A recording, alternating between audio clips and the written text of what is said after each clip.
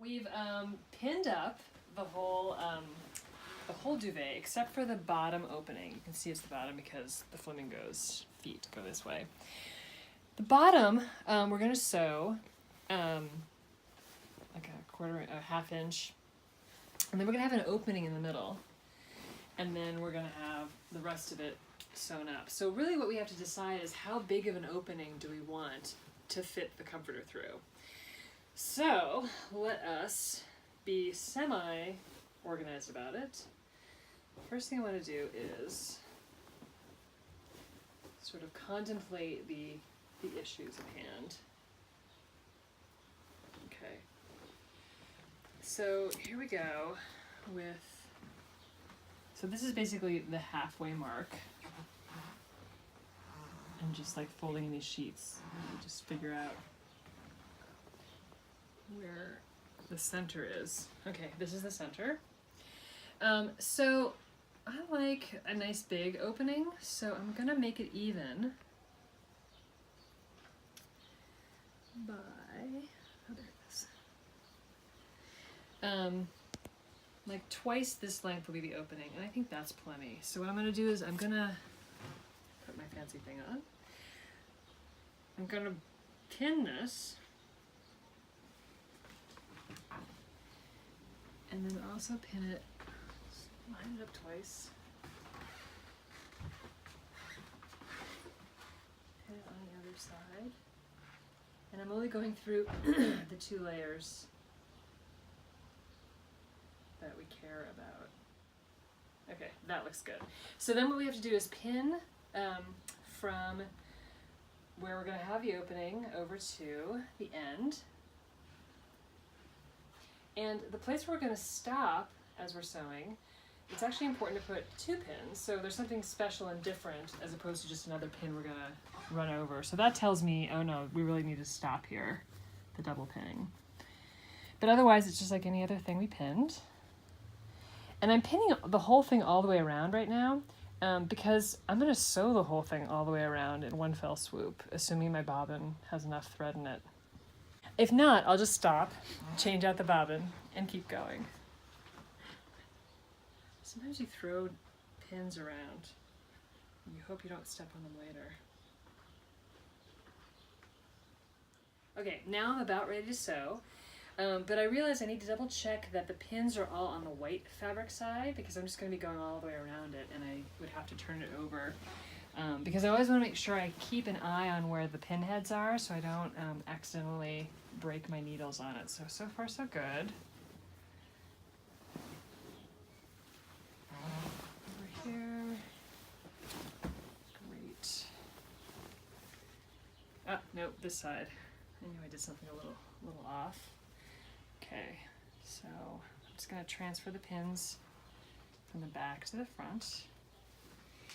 And then one more thing before we're ready to sew is adding the ties that are going to attach to the comforter. This is like my favorite part of this hack because I don't have this on my comforter and duvets now, but it's going to make my life so much easier. So I'm looking forward to seeing how this works. Realistically, you really only need ties for the head end of the comforter because it's farthest away from the opening. The 2 corners near the opening you can really just grab pretty easily. So what we're going to do is put lengths of twill tape inside. We'll sew them in while we're sewing I love that the flamingos tell us which way is up. It could be much more complicated if it were a more abstract design. So this corner and then the opposite corner over here where we're going to put these ties. So there's a couple questions that I have for myself. One is, how long should the ties be? How will you like to secure them? And that's pretty much it. So what I don't want to do is have a raw edge from the twill tape showing up on the right side of the duvet. So the best way to do that, since we need 2 little things to tie on, are just to do a little fold. And for some reason, I cut it on an angle before. I don't know why, but I kind of like it. So I'm going to cut it on an angle again.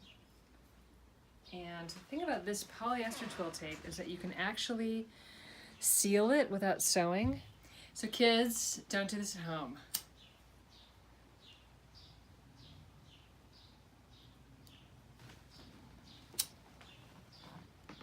There we go. All you need to do is just melt the polyester just ever so slightly, and it'll seal the end. It works really well with any kind of like, and you feel it, it's like a little crunchy. Let me just do this a little more. Here we go. All right, so here's one, and we want to make a second one for the other side. So let's be approximate, and then I'll just trim it up.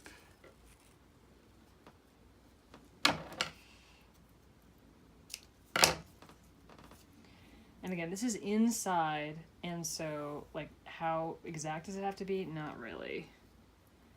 It's all about your own personal preference of how you want things to look.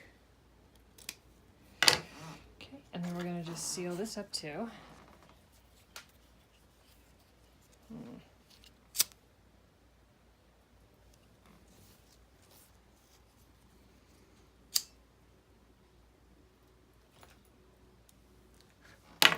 Okay, so now all we have to do is pin them in place. So the easy thing to do would be to find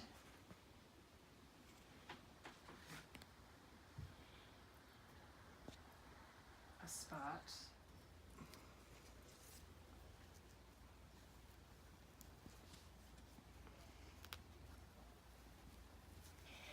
And I'm really going to eyeball it as I go over this to make sure I go over it a couple times and reinforce it.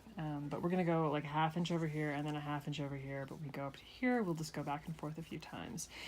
When knotting with machine just means going back and forth over your sewing. So that's the easy way to do it. All right, so I found one of the edges. This is the opening at the bottom. So we're going to start on this one and just go all the way around. I am doing, a traditional margin, seam margin, it would be like a ½ inch or 5/8 of an inch. I'm just going to do a ½ inch, and to that end, I'm going to put my Post-it down to give me a little bit more obvious line. So here, hot glue. And there are little markings here, but I find it's just so much easier if you add this in to see where you should be. On another video, I showed you how to knot the thread for hand sewing by wrapping the end of the thread around your finger and then rolling it off and then pulling it. Okay, to knot when you are working on a machine just means to go back and forth over the stitches that you'd use at the start of your seam. So that's what I'm going to do right now. I'm going to go forward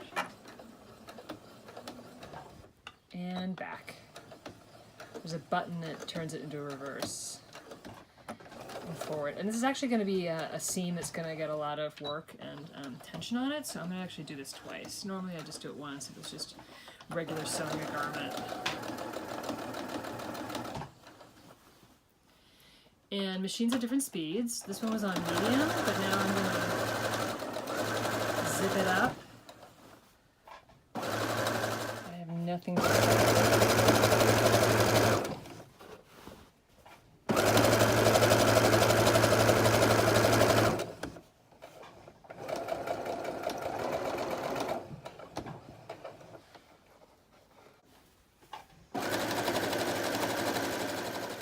Sewing, you're going over the pins which are put in perpendicular to the flow of the sewing line. But even so, it's still possible for your needle, the sewing machine needle, to get stuck and broken on a pin. And the best way to avoid that is to slow down a little bit, a touch, when you go over a pin. So here I am, and the pin's coming, and then I go, whee! And then the pin's coming. You can just do that all the way around to reduce the likelihood of a needle breaking. And at some point, while I'm showing you one of these hacks, one of my needles is going to break, because it just happens. And I will show you what to do and to not panic, but it happens to the best of us.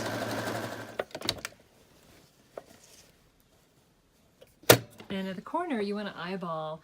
I'm doing a ½ inch seam allowance, and I'm guessing where it'll be totally squared up at the corner.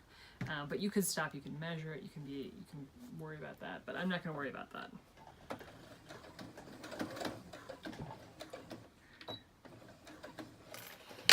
Okay, so I goofed. This is important to know that everybody goofs. I sewed all the way to the end, but I meant to sew just to a 1/2 inch before the end. So I didn't go back and forth. I just sewed it off. And now what I'm going to do, take one of these pins, I don't need any more, and pull out the stitches I don't want. In fact, it'll be easier on this side, I think. So if you pull one side up, you'll see that it'll bring a loop up. Do it again. And this is how you take stitches out. One of the ways you can take it. There's also such thing as a seam ripper, where you would spread the fabric and just use this little cutter. But this actually hurts the fabric a little less. And the other side just comes up.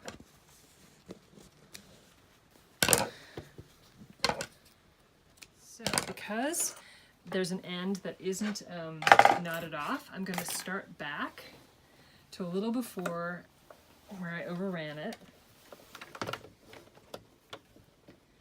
Put it down on the old stitching line, and I'm going to go slowly this time so I don't spaz out. Okay, back a few stitches.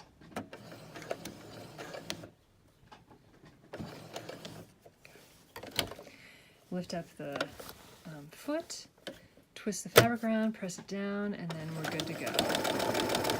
And this is the bottom, so we're almost done.